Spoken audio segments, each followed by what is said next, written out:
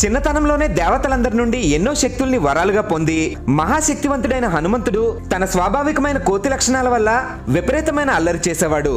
పెద్ద పెద్ద ఏనుగుల తొండాలు పట్టుకుని వాటిని గిరగిరా తిప్పి గాల్లోకి విసిరేసేవాడు. మహాపర్వతాలన్నింటినీ పెకలించి బంతుల్లాగా వాటితో ఆడుకునేవాడు. కిష్కింద ప్రాంతంలో తపస్సు చేసే మునుల నారచీరల్ని చింపడం, వారి కమండలాల్ని ఎత్తుకుపోవడం, చిన్న చిన్న రాళ్లతో వారిని కొట్టడం లాంటి అల్లరి పనుల్ని ఎన్నో చేసేవాడు.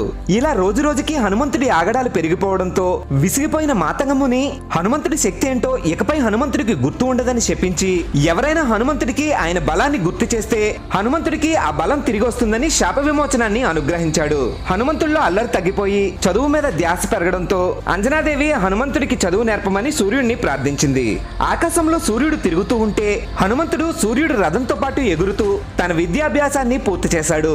ఈ విషయాన్ని మీరు మొదటిసారిగా వింటే ఛానల్ ని సబ్స్క్రైబ్ చేసి జై హనుమాన్ అని కామెంట్ చేయండి.